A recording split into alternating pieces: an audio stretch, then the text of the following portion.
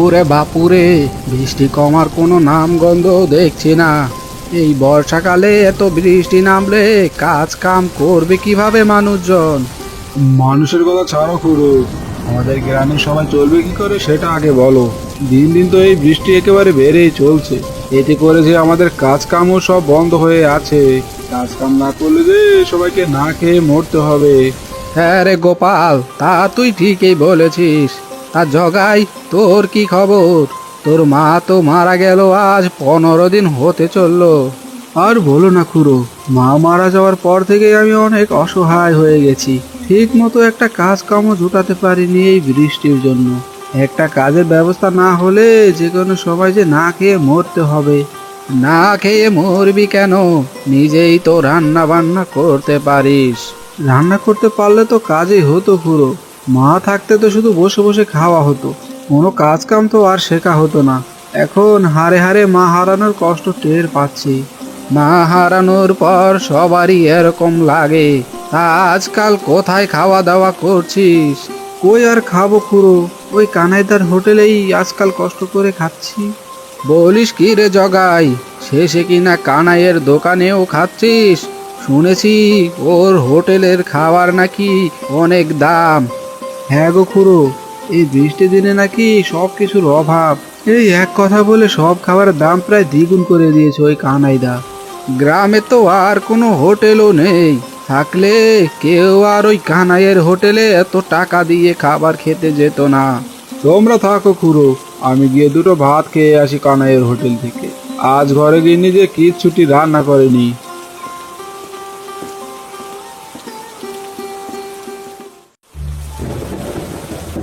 এই যে কানাইদা, আমি 2 থালা ভাত আর 1 বাটি সর্ষে ইলিশ মাছ খেয়েছি।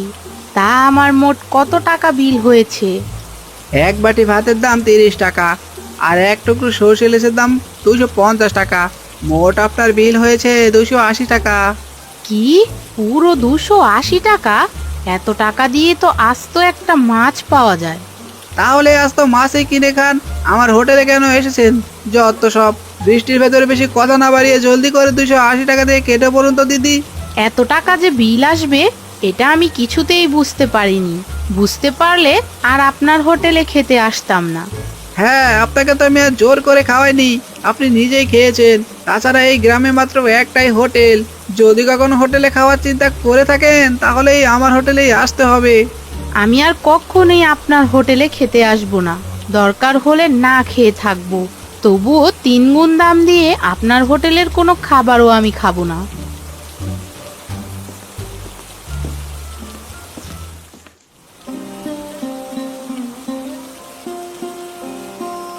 এই রে, হাড়িতে তো একটু ভাতও নেই। এবার তাহলে খাবোটা কি? এদিকে যে খিদের জ্বালায় পেটের ভেতর ছুঁচো দৌড়াচ্ছে। এখন বুঝি ওই কানাইয়ের দোকান থেকে এই বেশি দাম দিয়ে খাবার কিনে খেতে হবে। কিন্তু চারদিকে তো খুব বৃষ্টি, এই বৃষ্টির ভেতরে তো যেতেও পারবো না। হে বিধাতা, তুমি একটা ব্যবস্থা করো। জগাই, আরে জগাই, জলদি একটু বাইরে আয় তো বাপু। বৃষ্টিতে যে একেবারে ভিজে যাচ্ছি। আরে, এই বৃষ্টির ভেতরে কে আবার আসলো? না, বাইরে গিয়ে একটু দেখি তো।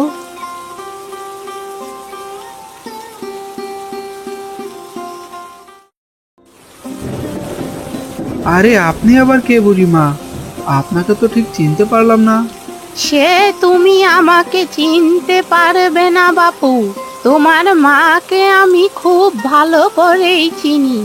ও আমার ছোটবেলার বন্ধু ছিল। কি বললেন বুড়িমা?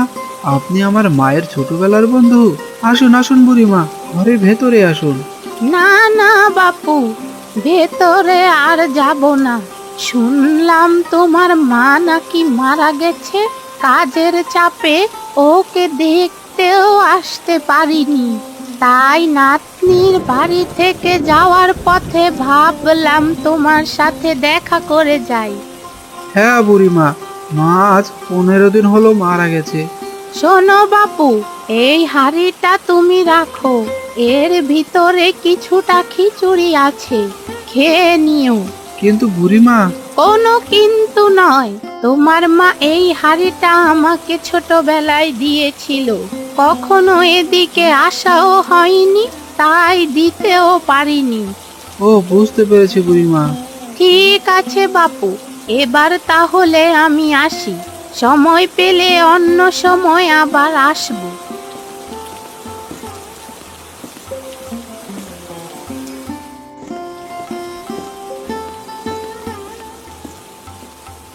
এ তো দেখছি মেঘনা চাইতে বৃষ্টি। চেয়েছিলাম কিছু একটা খাবো, কিন্তু পেয়ে গেলাম এক হাঁড়ি খিচুড়ি। হি হি হি। যাই, জলদি করে পেট পুজোটা করে ফেলি। ঈদের জ্বালায় যে আর তর্স হয়েছে না।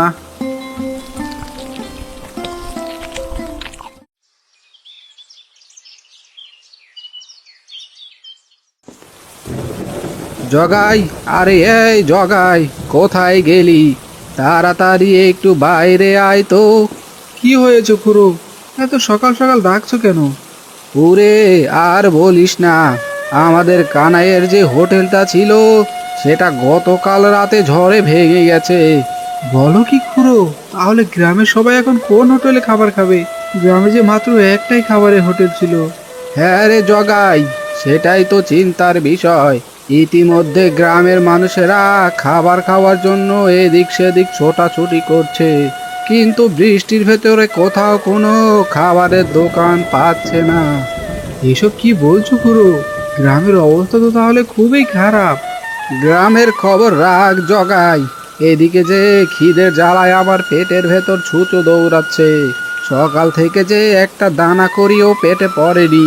তা তোর ঘরে খাওয়ার মতো কিছু আছে নাকি রে? না গো খুড়ো, আমার ঘরে খাওয়ার মতো কি ছুটি নেই। গতকালে বুড়িমা এসে কিছুটা খিচুড়ি দিয়ে গিয়েছিল, তা খেয়েই কোনো মতে এখনো বেঁচে আছি। বলিস কি রে, এক হাঁড়ি খিচুড়ি? তা দেখ তো একটু খিচুড়ি বেঁচে আছে কি না। একটু খিচুড়ি পেটে না পড়লে যে আমি আর বাঁচবো না মনে হয়।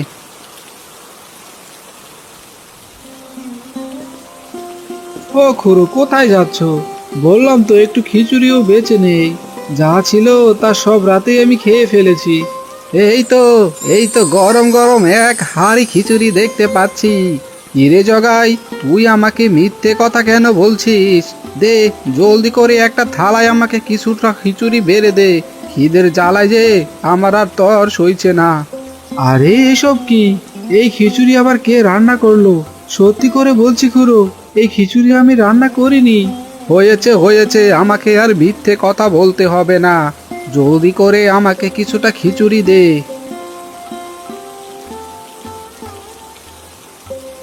আরে, গতকাল রাতে তো আমি হাঁড়ির সব খিচুড়ি খেয়ে ফেলেছিলাম, তাহলে এই হাঁড়িতে আবার খিচুড়ি কোথা থেকে আসলো?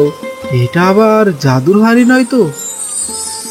আরে এ কি জগাই, এ আমি কি দেখতে পাচ্ছি রে? এ তো জাদুর খিচুড়ির হাড়ি মনে হচ্ছে। হ্যাঁ গো খুড়ো, এটা যে সে হাঁড়ি নয় গো, এটা হলো জাদুর খিচুড়ির হাঁড়ি। এই হাঁড়ি থেকে আমরা যতটা ইচ্ছে ততটাই খিচুড়ি খেতে পারবো। বলিস কি রে জগাই, তাহলে তো আমরা একটা সস্তায় খিচুড়ির হোটেল খুলতে পারি। আমাদের গ্রামে তো আর কোনো খাবার হোটেলও নেই। দেখবি সবাই আমাদের হোটেলে সস্তায় খিচুড়ি খেতে হুমড়ি খেয়ে এসে পড়বে। হ্যাঁ খুড়ো, তা তুমি বেশ বলেছো। এতে করে গ্রামের সবাই বৃষ্টির দিনে কম দামে খিচুড়িও খেতে পারবে, আর পাশাপাশি আমাদের গ্রামে আর কাউকে না খেয়েও মরতে হবে না। তাহলে চল আগে দুজনে পেট ভরে খিচুড়ি খেয়ে নেই, এরপরে সস্তায় একটা খিচুড়ির হোটেল খুলবো। দেখবি এই বৃষ্টির ভেতরে সস্তায় খিচুড়ির হোটেল একেবারে জমে যাবে।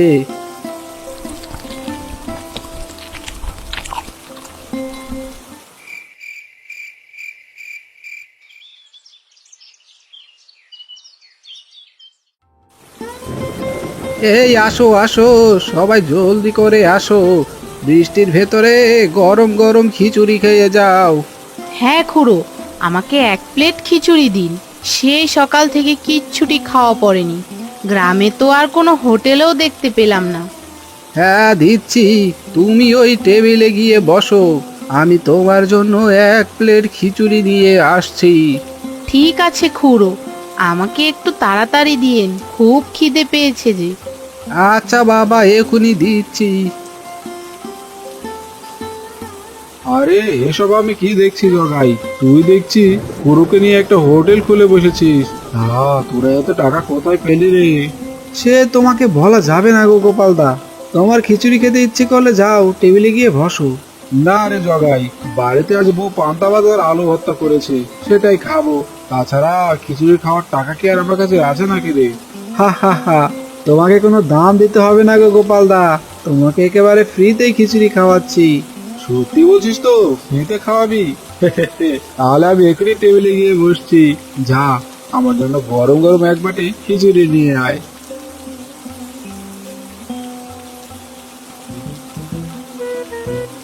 আরে এসব আমি কি দেখছি, জগাই তো একেবারে আস্ত একটা হোটেল খুলে বসেছে।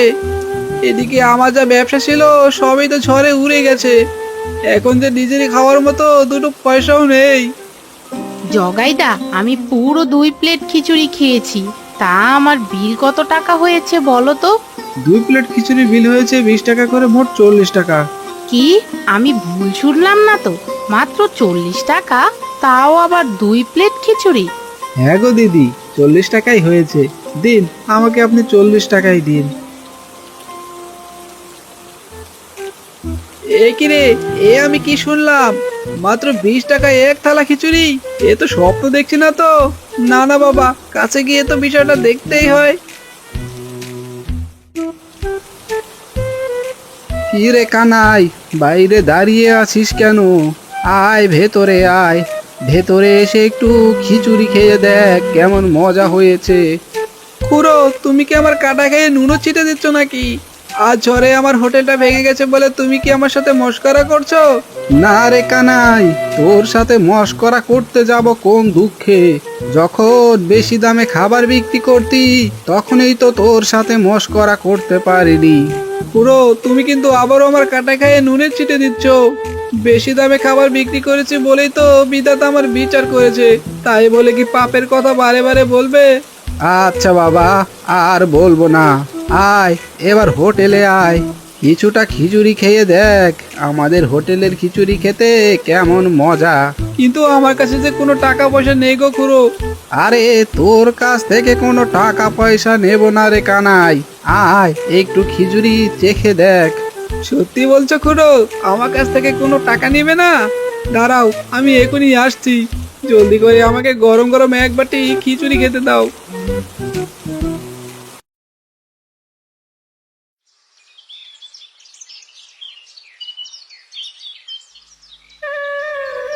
এই যে খুড়ো, আমার যে খুব খিদে পেয়েছে, আমাকে কিছুটা খিচুড়ি খেতে দিবে?